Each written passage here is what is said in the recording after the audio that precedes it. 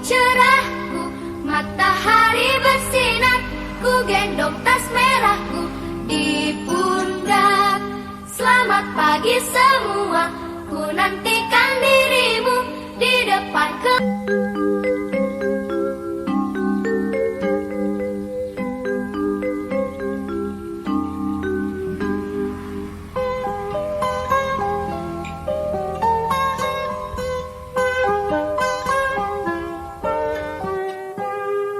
pagiku cerahku, matahari bersinar, ku gendong tas merahku di pundak. Selamat pagi semua, ku nantikan dirimu di depan kelasmu, menantikan kami. Guruku tersayang, guru tercinta, tanpamu apa jadinya aku? Tak bisa baca tulis, mengerti banyak hal. Guruku, terima kasihku. Nyatanya diriku kadang buatmu marah, namun segala maaf kau berikan.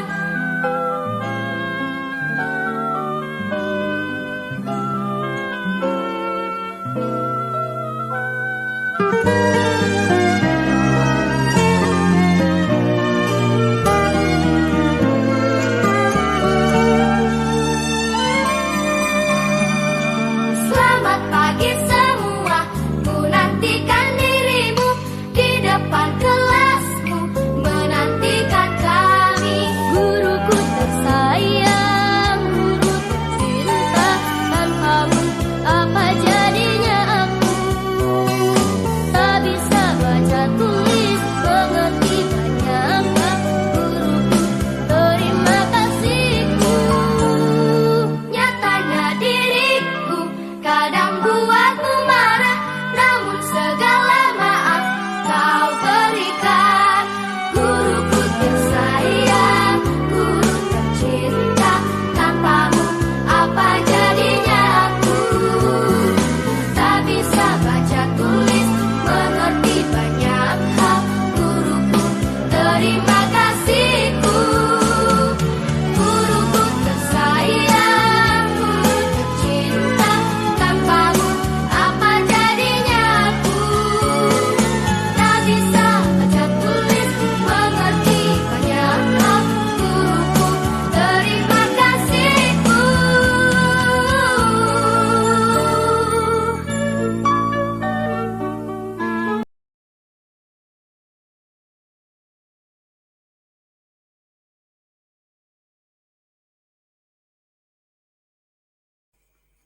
Bismillahirrahmanirrahim.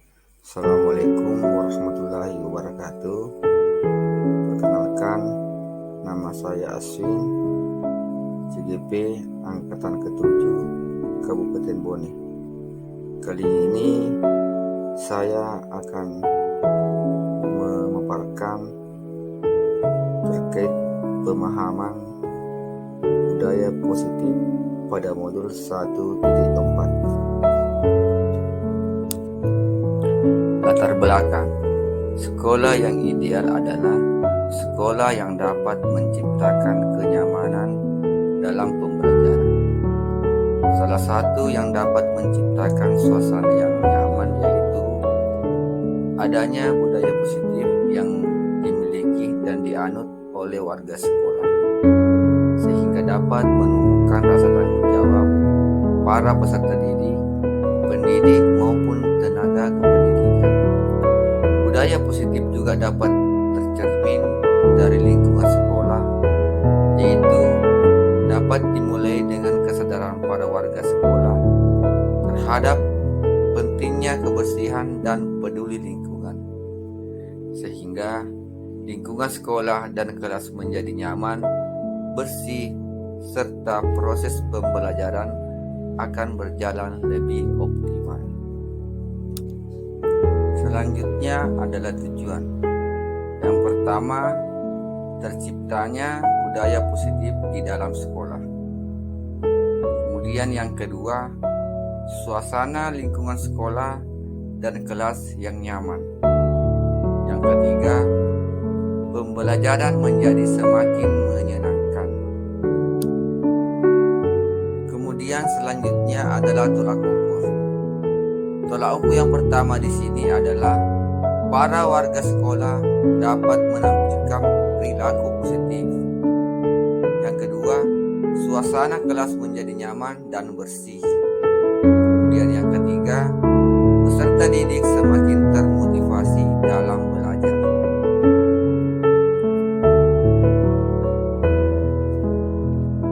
Selanjutnya, lini masa tindakan yang akan dilakukan. Yang pertama, pelaksanaan dimulai dengan komunikasi dengan pimpinan dan para teman sejawat. Yang kedua, para wali kelas bertanggung jawab terhadap peserta didik atau murid yang menjadi perwaliannya. Kemudian yang ketiga, pelaksanaan program kebersihan di lingkungan sekolah. Keempat, memantau jalannya program dan rencana tindak lanjut kegiatan. Adapun dukungan yang dibutuhkan sebelum melakukan aksi nyata. Yang pertama di sini adalah dukungan dari pemerintah, kepala sekolah, teman sejawat, peserta didik atau murid, orang tua, pendamping, fasilitator, PGP untuk melaksanakan aksi nyata. Yang kedua, media yang digunakan untuk melakukan kegiatan kebersihan lingkungan sekolah. Yang ketiga, tempat atau ruang tempat dapat dilakukan di dalam kelas maupun di luar kelas. Adapun dokumentasi budaya positif, yang pertama di sini adalah Jumat beramal. Kemudian yang kedua, berdoa sebelum melakukan aktivitas proses pembelajaran. Yang ketiga, salam kepada guru ketika murid berada di lingkungan sekolah. Kemudian selanjutnya, dokumentasi bersama kepala sekolah meminta izin sebelum melakukan aksi nyata. Kemudian selanjutnya adalah video pemahaman budaya positif bersama dengan pimpinan rekan sejawat SMP Negeri 2 Berebuk, Kabupaten Bone. Warahmatullahi wabarakatuh. Yang saya hormati Bapak Ibu guru seperti hari ini. Jadi terkait dengan budaya positif pada modul 1 jadi 4 aksi nyata. Ini adalah salah satu tugas kami selaku CGP yang harus kita upload di LMS. Jadi saya duduk di sini bukan berarti saya mempunyai ilmu yang banyak, tetapi hanya untuk sharing, berbagi pengalaman, berbagi pemahaman, pengetahuan tentang aksi nyata yang akan dilakukan di sekolah. Jadi baik yang pertama di sini dalam budaya positif. Jadi budaya positif di sini adalah konsep dalam modul yang selaku kami selaku guru penggerak atau CGP. Yang pertama, disiplin positif dan nilai-nilai kebajikan universal. Yang kedua, teori motivasi, hukuman dan penghargaan restitusi. Yang ketiga, keyakinan kelas. Kemudian yang keempat adalah kebutuhan dasar manusia dan dunia berkualitas.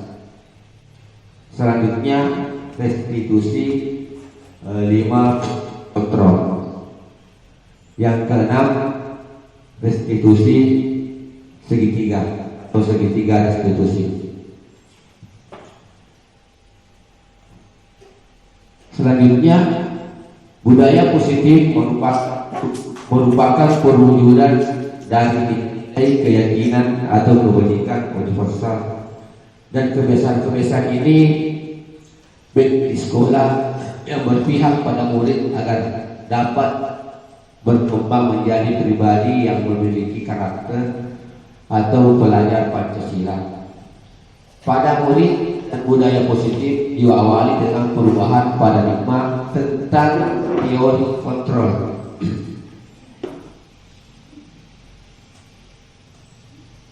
Kemudian budaya positif muncul dari kebiasaan kegiatan positif yang dilakukan di sekolah atau di kelas dengan lingkungan yang positif. Contohnya di sini yang pertama adalah seluruh siswa terbiasa untuk membuang sampah pada tempat sampah tanpa harus ditegur atau diingatkan oleh guru. Yang kedua, kelas selalu bersih dan nyaman. Kemudian yang ketiga, guru dan siswa saling menghargai. Nah, sebenarnya ini budaya-budaya positif ini sudah terlaksana di sekolah kita, tapi saya tekankan kembali, saya hanya harus menyampaikan kepada Bapak Ibu karena selaku CGP harus diselesaikan dulu ini baru dapat di LMS. Kemudian selanjutnya, apa pentingnya menciptakan suasana positif di lingkungan Anda?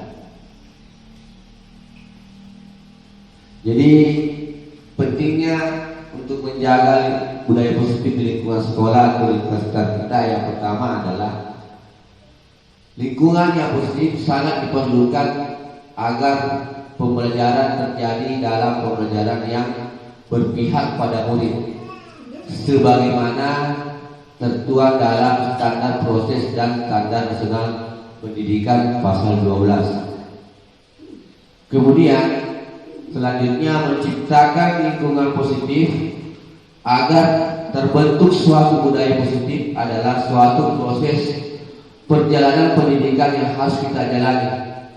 Karena ini merupakan tanggung jawab kita sebagai seorang pendidik, seorang pemimpin pembelajaran di suatu lingkungan yang aman dan nyaman akan memberikan murid kesempatan dan kebebasan untuk berproses belajar, membuat kesalahan, belajar lagi sehingga mampu menerima dan menyerap suatu pelajaran atau pembelajaran. Selanjutnya, teori kontrol. Di sini ada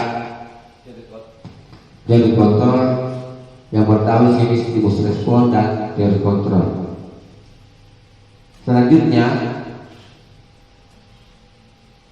disiplin positif dan nilai-nilai kebajikan universal.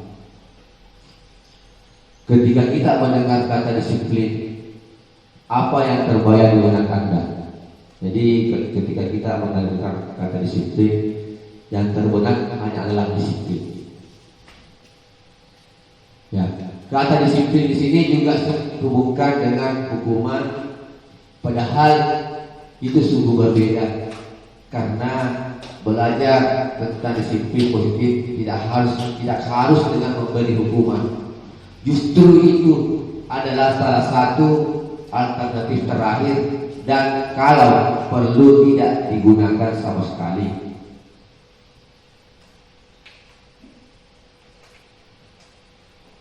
Selanjutnya disiplin. Di situ dihajar Dewantara menyatakan bahwa untuk mencapai kemerdekaan atau dalam konteks pendidikan kita saat ini, untuk menciptakan murid yang merdeka, syarat utamanya adalah harus ada disiplin yang kuat. Disiplin yang kuat dimaksud adalah disiplin diri yang memiliki motivasi internal. Kemudian dia menyatakan bahwa arti dari kata disiplin berasal dari bahasa Latin, yaitu disiplina, yang artinya belajar. Kata disiplin juga berasal dari akar kata yang sama dengan disiplin atau murid atau pengikut. Untuk menjadi seorang murid atau pengikut, seorang harus pahami betul alasan mengapa mereka mengikuti suatu aliran atau ajaran tertentu, sehingga apa yang terbaru adalah motivasi intrinsik bukan ekstrinsik. Kemudian selanjutnya yaitu kebajikan universal. Nah, nilai kebajikan universal inilah yang disepakati bersama, lepas bangsa, agama, bahasa maupun latar belakangnya. Dan nilai-nilai ini juga merupakan payung besar dari sikap dan perilaku kita, atau nilai-nilai merupakan fondasi kita berperilaku. Kemudian nilai kebajikan universal yang disepakati secara tersirat dan tersurat, lepas dari latar belakang suku, negara, bahasa maupun agama. Kemudian selanjutnya beberapa institusi atau organisasi pendidikan di bawah ini telah memiliki nilai-nilai kebajikan yang diyakini dan disepakati bersama. Salah satunya adalah nilai-nilai kebajikan yang ingin dicapai setiap anak Indonesia yang kita kenal dengan profil pelajar Pancasila. Selanjutnya di sini ada teori motivasi, hukuman, dan penghargaan. Dan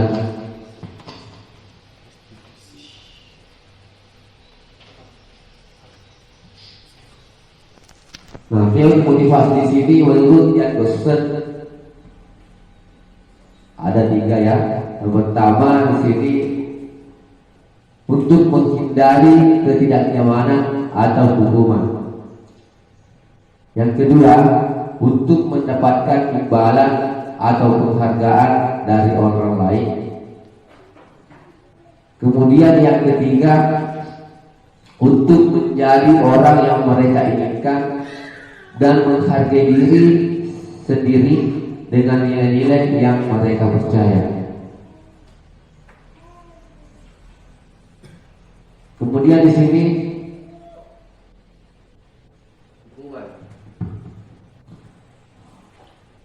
hukuman ini bersifat tidak terencana. Kemudian hukuman merupakan identitas gagal. Dan hukuman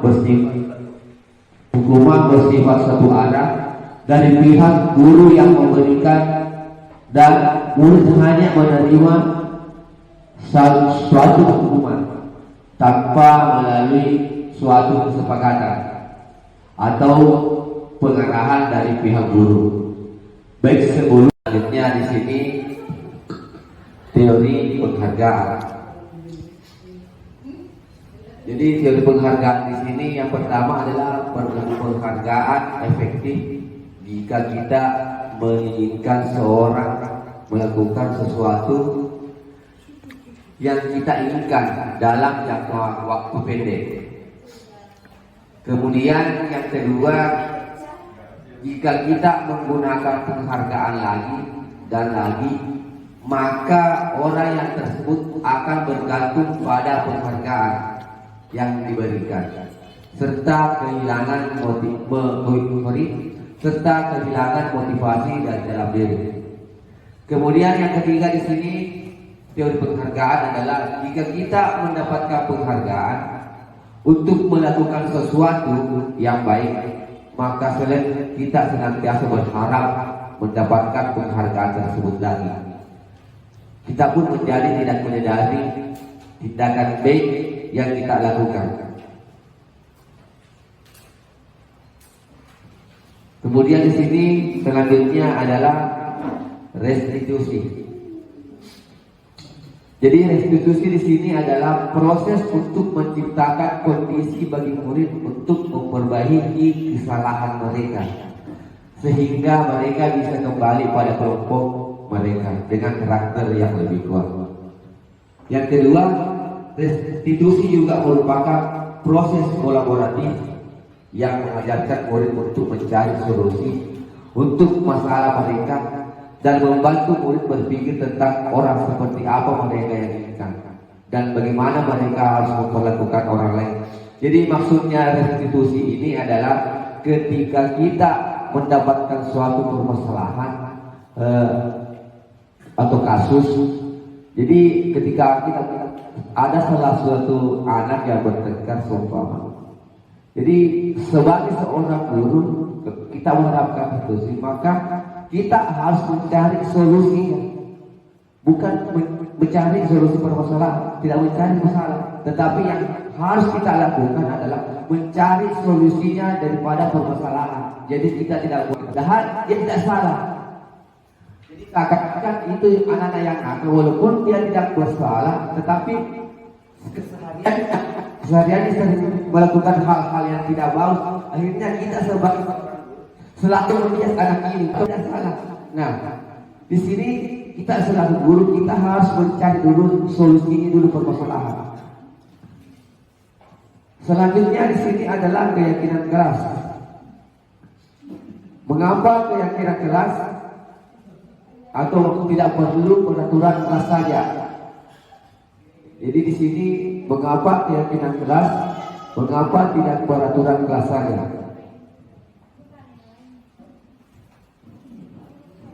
Jadi keyakinan kelas di sini adalah seseorang akan lebih tergerak dan bersemangat untuk menjalankan keyakinannya daripada hanya sekedar mengikuti serangkaian peraturan tertulis tanpa makna. Kemudian yang kedua, murid-murid pun demikian. Mereka perlu mendengarkan dan memahami arti sesungguhnya tentang peraturan-peraturan yang diberikan. Apa nilai kebaikan di balik peraturan tersebut? Apa tujuan utamanya? Dan menjadi tidak tertarik atau takut sehingga hanya sekedar mengikuti serangkaian peraturan-peraturan yang mengatur mereka tanpa memahami tujuan mulianya. Contohnya di sini kalimat negatifnya adalah jangan berlari di kelas atau koridor.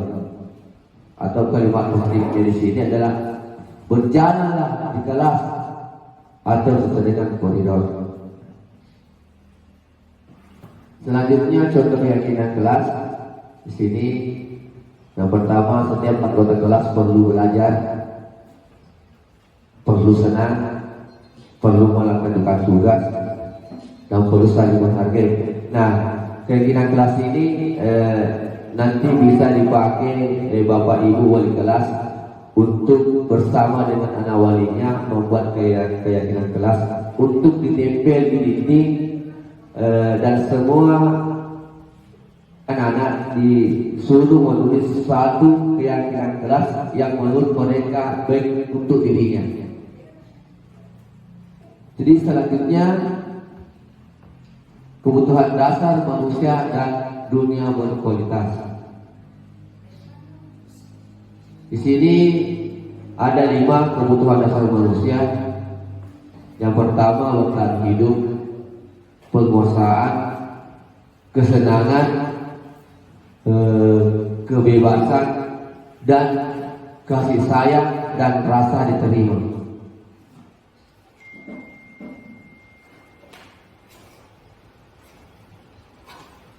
Kemudian yang kedua adalah dunia berkualitas. Dunia berkualitas Anda adalah tempat khusus dalam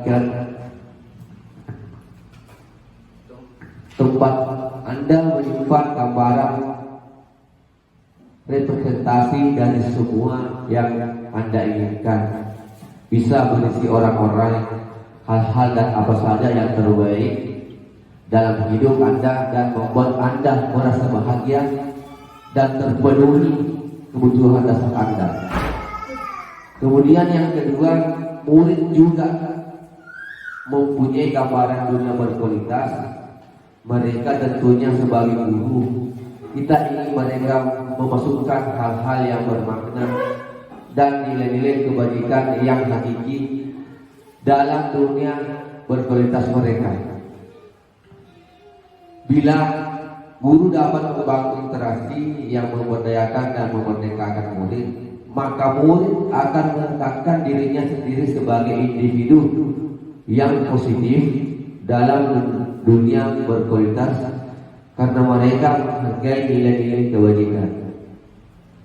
Selanjutnya di sini 5 posisi kontrol restitusi. Yang pertama adalah sebagai penghukum. Seorang penghukum bisa menggunakan hubungan fisik maupun verbal. Orang-orang yang menjalankan posisi penghukum senantiasa mengatakan bahwa sekolah memerlukan sistem atau alat yang dapat lebih menekan murid-murid lebih dalam lagi. Guru-guru yang menerapkan posisi penghukum akan berkata, patuhi aturan saya atau awas. Kemudian yang kedua, kamu selalu saja salah. Selanjutnya yang ketiga, pasti selalu yang terakhir selesai. Guru seperti ini senantiasa percaya hanya ada satu cara agar pembelajaran bisa berhasil, yaitu dengan cara dia. Jadi kalau kita termasuk guru penghukum, berarti kita selalu mengatakan ini kepada murid. Tetapi saya rasa di sekolah kita ini tidak ada guru seperti ini yang mempunyai posisi kontrol sebagai penghukum. Kemudian yang kedua adalah pembuat merasa bersalah. Jadi pada posisi ini biasanya guru akan bersuara lebih lembut. Pembuat rasa bersalah akan menggunakan keheningan yang membuat orang lain merasa tidak nyaman, bersalah atau rendah diri. Kata-kata yang keluar dengan lembut akan seperti, ibu sangat kecewa sekali dengan kamu. Kemudian selanjutnya, berapa kali Bapak harus memberitahu kamu ya? Yang ketiga, gimana coba kalau orang tua kamu tahu kamu berbuat begini? Yang keempat, di posisi ini murid akan memiliki penilaian diri yang buruk tentang diri mereka. Murid merasa tidak berharga dan telah mengecewakan orang-orang yang disayanginya. Kemudian posisi kontrol selanjutnya adalah teman. Yang pertama di sini adalah guru pada posisi ini tidak akan menyakiti murid, namun akan tetap berupaya mengontrol murid melalui persuasif. Posisi teman pada guru bisa negatif ataupun positif. Positif di sini berupa hubungan baik yang terjalin antara guru dan murid. Guru di posisi teman menggunakan hubungan baik dan humor untuk mempengaruhi seseorang, dan mereka akan berkata, yang pertama adalah ayo bantulah demi Bapak ya. Yang kedua, ayo ingat tidak bantuan Bapak selama ini. Yang ketiga, ya sudah, kali ini tidak apa-apa, nanti Ibu bantu bereskan.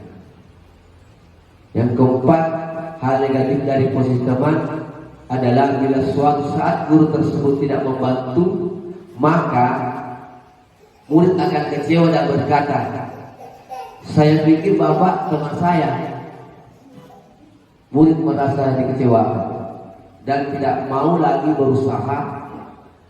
Hal lain yang mungkin timbul adalah murid hanya akan bertindak untuk guru tertentu dan tidak untuk guru lainnya, dan murid akan tergantung pada guru itu.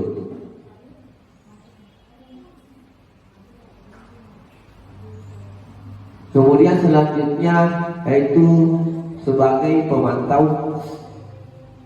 Memantau berarti mengawasi. Pada saat kita mengawasi, kita bertanggung jawab atas perilaku orang-orang yang kita awasi.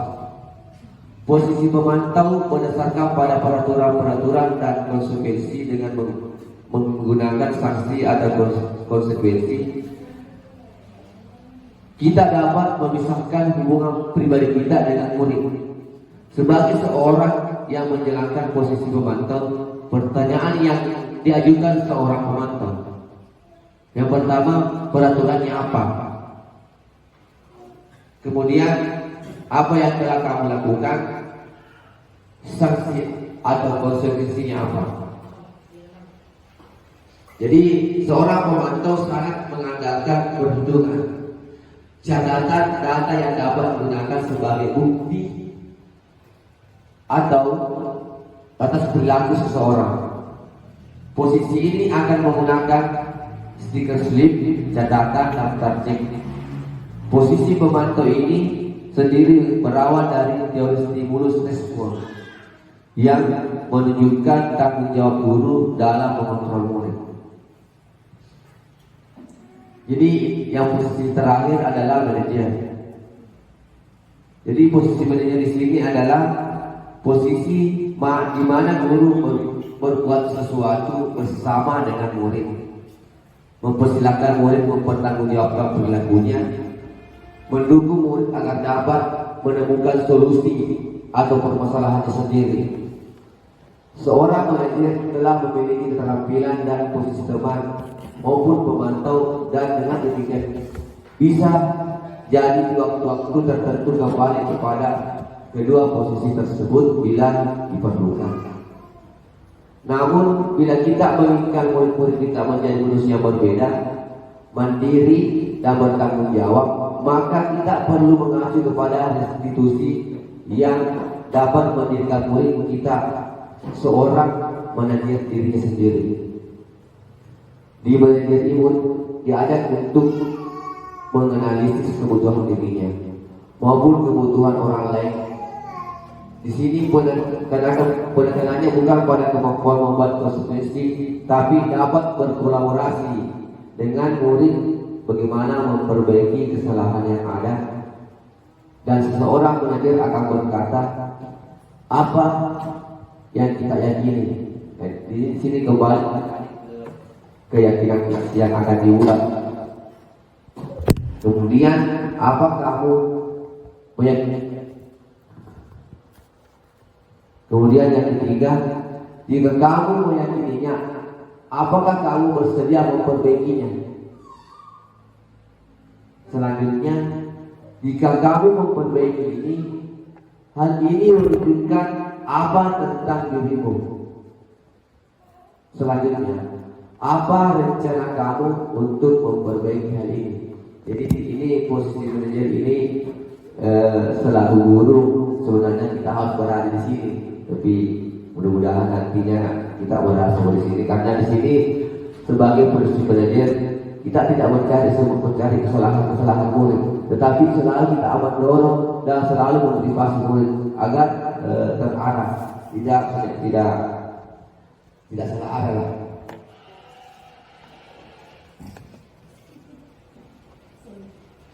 Kemudian selanjutnya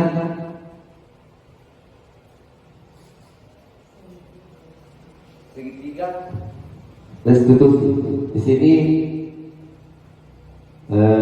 yang pertama adalah sesi menstabilkan. Bagian dasar dari segitiga ini bertujuan untuk mengubah identitas anak dari orang yang gagal karena melakukan kesalahan menjadi orang yang sukses.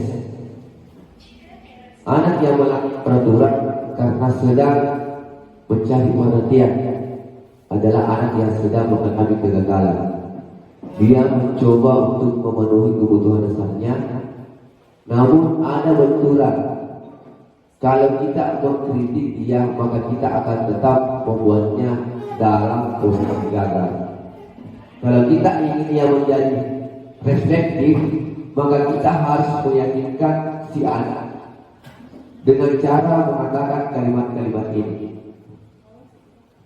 Berbuat saya itu tidak apa-apa. Tidak ada manusia yang sempurna. Saya juga pernah melakukan kesalahan seperti itu. Kita bisa menyelesaikan ini. Bapak Ibu tidak tertarik mencari siapa yang salah, tapi Bapak Ibu ingin mencari solusi dari permasalahan ini. Kemudian kamu berhak merasa begitu. Selanjutnya, apakah kamu sudah menjadi teman yang baik buat dirimu sendiri? Yang sesi kedua di sini tindakan yang salah. Setiap tindakan kita dilakukan dengan suatu tujuan, yaitu memenuhi kebutuhan dasar. Kalau kita memahami kebutuhan dasar yang mendasari sebuah tindakan, kita akan bisa menemukan cara-cara yang paling efektif untuk memenuhi kebutuhan tersebut. Menurut Terkontrol, semua tindakan manusia, baik atau buruk, pasti memiliki maksud dan tujuan tertentu. Seorang guru yang memahami Terkontrol pasti akan mengubah pandangannya dari terstimulus respon ke berpikir proaktif yang mengenali tujuan dari setiap tindakan kita. Namun bila kita dikatakan dengan nada tanpa menghakimi, akan memvalidasi kebutuhan mereka. Yang ketiga, padahal kamu bisa melakukan yang lebih buruk dari ini. Selanjutnya, kamu pasti punya alasan mengapa melakukan hal itu. Kemudian, kamu bangga pada dirimu sendiri karena kamu telah melindungi sesuatu yang penting buatmu. Kamu boleh mempertahankan sikap itu, tetapi kamu harus menambah sikap yang baru.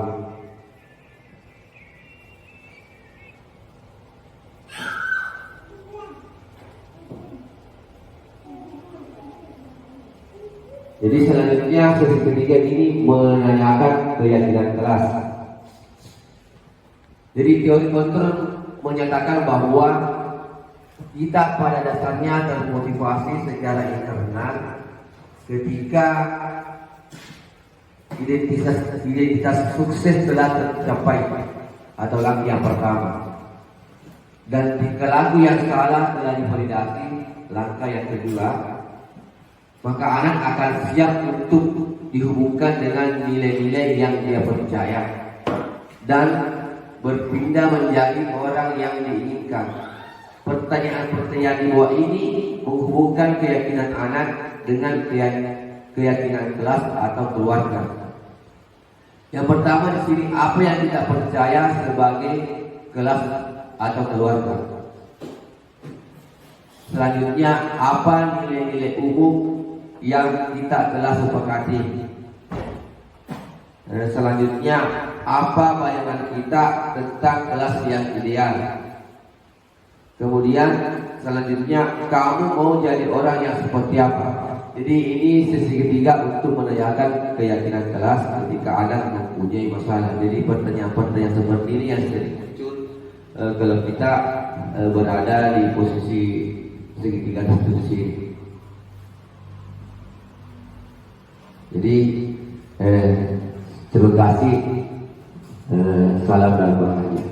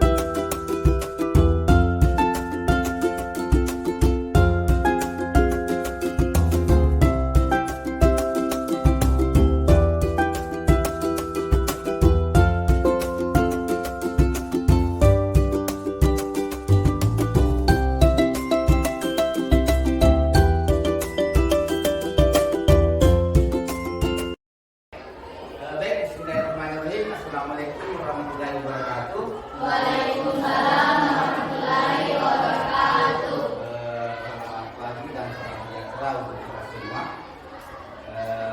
Gimana kabarnya nak? Baik. Ya, alhamdulillah. Jadi baik, pada kesempatan ini sebelum kita memulai pelajaran, Bapak ingin membuat keyakinan kelas bersama dengan anak-anakku. Ya. Jadi keyakinan kelas ini yang akan kita buat adalah keyakinan yang akan disepakati oleh anak-anakku semua selama 1 semester. Jadi keyakinan kelas ini nanti masing-masing anak-anakku menulis keyakinan kelas di kertas stick note ini, kemudian ditempel pada kertas kebenaran yang ada di atas. Jadi laki-lakinya nanti di sini menempel di kertas yang warna putih, sedangkan perempuannya di kertas warna pink. Jadi selanjutnya anak-anakku tidak paham ya tentang apa yang akan ditulis. Sudah jelas semua? Oke. Jadi sekarang saya akan berikan kertas ini untuk membuat keyakinan kelas, ya. Diserahkan saya bagi.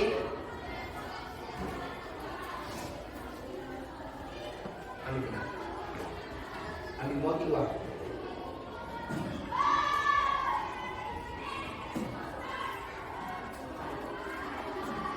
Ambil lewat nanti.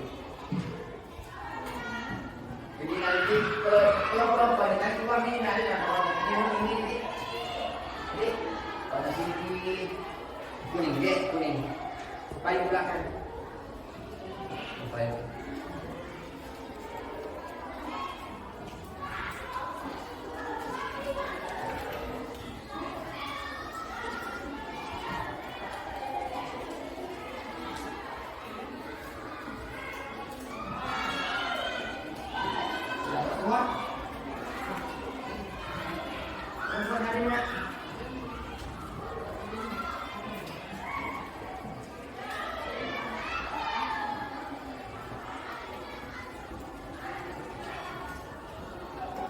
jadi nanti ini saudara ditulis tempel di atas kan?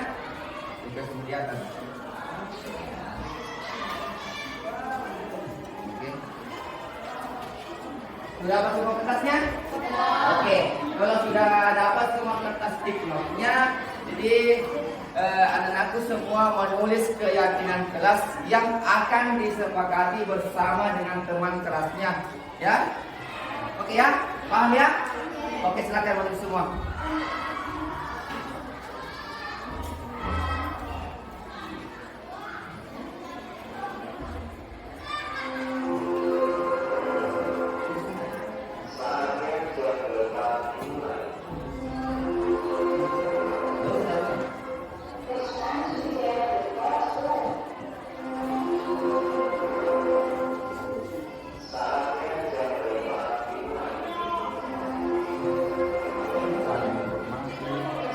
Bisa 1 atau lebih, ya. Keyakinan kelas yang ditulis bisa lebih dari 1.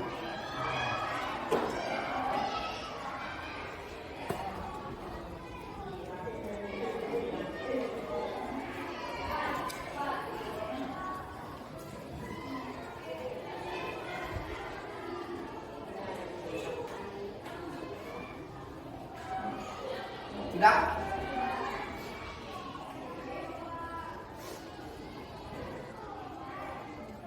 Kalau sudah, semua ya? Belum? Kalau sudah selesai, silakan ini di atas tempel di kertas yang sudah disediakan, perempuannya sebelah kanan dan ini yang sebelah kiri. Jadi nanti baru ganti naik, adik. Nanti sudah selesai baru ganti naik.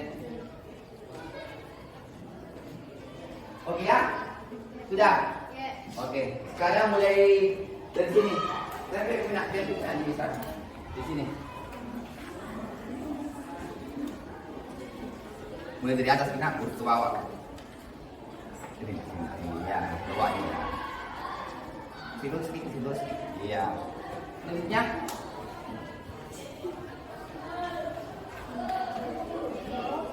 Bisa di sini nak. Iya, tidak lurus kira. Iya.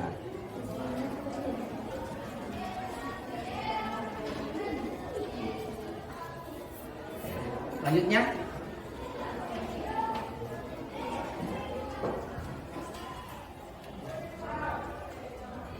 Selanjutnya nak, kita lagi nak di sebelah sini.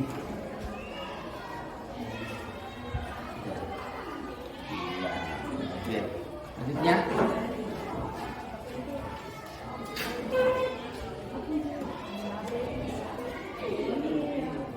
Ambil dulu.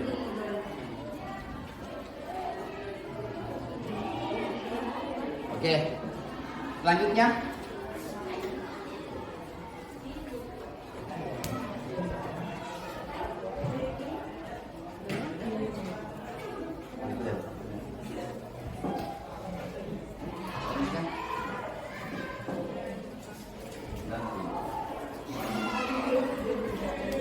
Oke.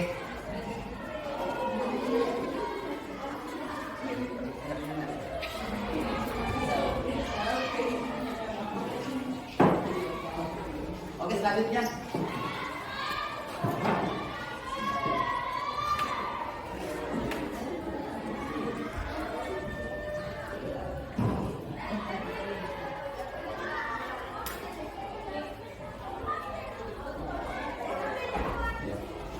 Oke, boleh.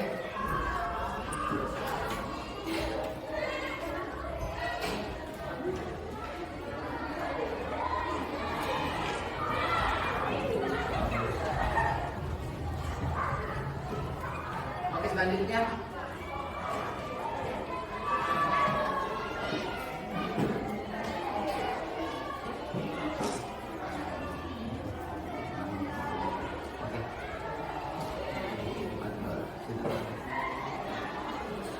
Oke, kita lagi.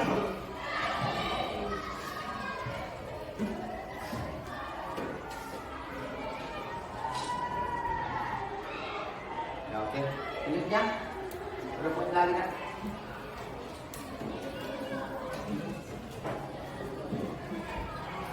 Duanya ya. Oke.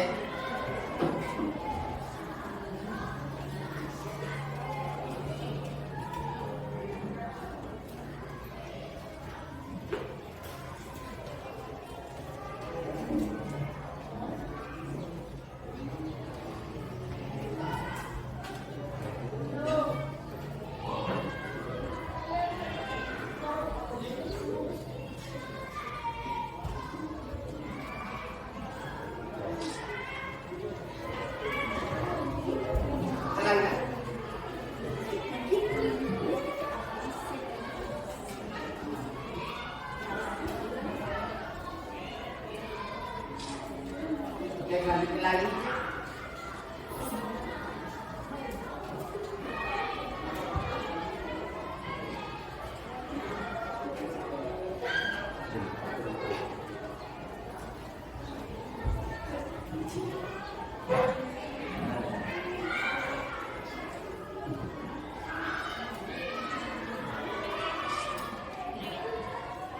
Oke.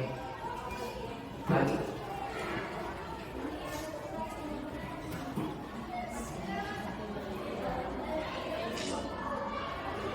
Oke, lanjutnya.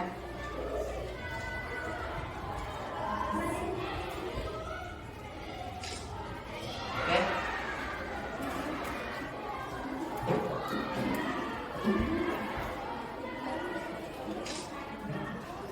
Oke.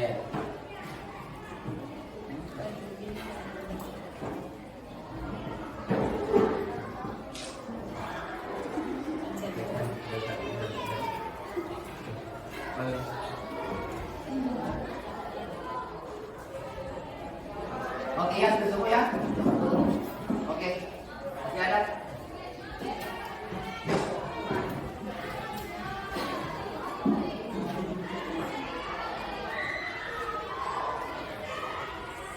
Oke ya. Jadi sekarang keyakinan kelas sudah menuliskan semua keyakinan kelas. Jadi keyakinan kelas ini yang akan kita sepakati bersama sesuai dengan apa yang disampaikan tadi, kita sepakati dalam satu dari ini.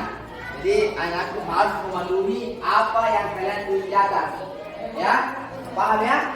Jangan semua sudah menuliskan keyakinan kelas biar akan disepakati bersama. Assalamualaikum warahmatullahi wabarakatuh. Jadi keyakinan kelas yang telah kami sepakati bersama adalah: 1. Tidak berbicara saat guru lagi mengajar. 2. Bertanggung jawab. Bertutur kata dengan baik kepada guru dan teman. Tidak makan pada saat jam pelajaran. Bertanggung jawab dalam melakukan sesuatu. Saling menghargai sesama teman. Jujur dalam perkataan dan perbuatan. Sopan dengan sesama manusia. Saling menghargai teman. Disiplin, menghargai teman. Menghargai teman. Sopan terhadap semua orang. Saling menghormati. Menjaga kedisiplinan, bertanggung jawab. Jadi itu tadi keyakinan kelas yang telah dituliskan oleh teman tak ya yang akan kalian sepakati. Selanjutnya untuk keyakinan kelas yang ditulis oleh Yatimnya, silakan ya. Waalaikumsalam. Saya akan membaca keyakinan kelas yang telah disepakati. Saling menghormati. 2. Saling menghormati kepada teman. Saling membantu kepada teman. Bersikap baik dan jujur kepada teman. Saling menghormati antar teman. Saling menghargai antar teman. Menghormati guru yang menerangkan. Menghormati guru dan teman.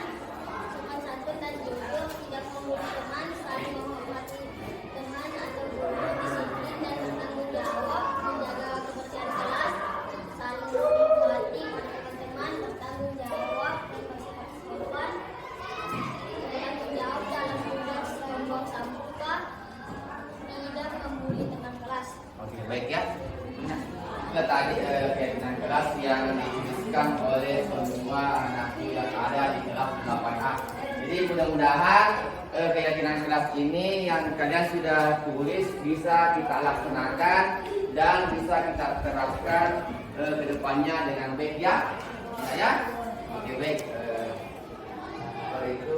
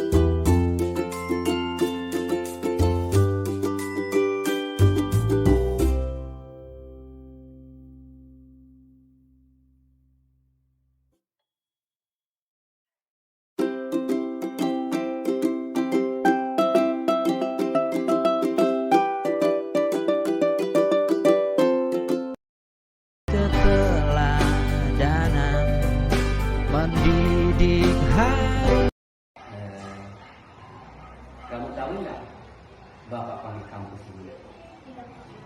Tidak ya? Jadi kebetulan tadi Kementerian Tugas Indonesia melapor kepada saya bahwa Rahma tidak mengerjakan tugasnya yang diberikan oleh ibu guru. Kenapa nak? Apa rasanya sehingga Rahma tidak mengerjakan tugas?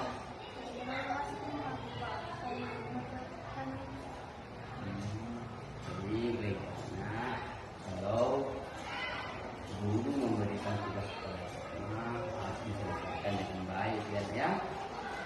Jadi kira-kira kalau Rahma diberikan tugas di lain waktu, apa kira-kira solusinya sehingga Rahma dapat mengerjakan tugas yang diberikan oleh Bapak Ibu guru?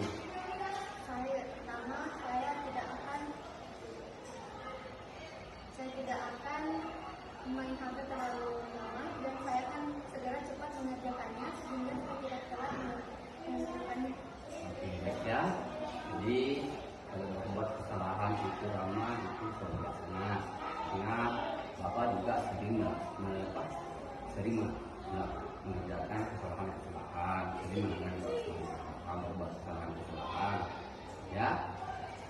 Jadi keyakinan apa kira-kira yang dilanggar oleh Rahma terkait pelanggaran tadi? Tidak bertanggung jawab. Jadi keyakinan kelas yang dilanggar oleh Rahma adalah tidak bertanggung jawab atas tugas yang diberikan oleh Bapak Guru, ya. Jadi dari tadi kalau ada tugas-tugas yang diberikan oleh Bapak Guru harus segera diselesaikan, ya. Sudah paham nggak ya? Oke. Baik, silakan kembali ke kelasnya. Saya Rahma, setelah melaksanakan sesi 3 restitusi bersama Pak Aswin, saya merasa lega dan senang karena masih memberi kesempatan kepada saya untuk menyelesaikan tugasku di lain waktu. Saya menjadi pribadi yang bertanggung jawab bahwa menghargai diri sendiri dan orang lain sangatlah penting. Dan berkarya untuk masa depan anak-anak bangsa. Baik, ahli, kamu tahu tidak anak? Bapak panggil kamu ke sini. Tidak ya? Nah, tadi guru piket melapor kepada saya bahwa kamu terlambat datang di sekolah. Kenapa nak bisa terlambat? Keseringan keadaan ya. Jadi kira-kira solusinya Arli agar dapat datang di sekolah tepat waktu apa? Yang pertama saya akan tidur dengan cepat, tidak begadang, bangun pagi dan segera ke sekolah. Oke, baiklah ya. Jadi lain kali saya harapkan kepada ahli bahwa datang di sekolah tepat waktu sesuai dengan aturan yang ada di sekolah.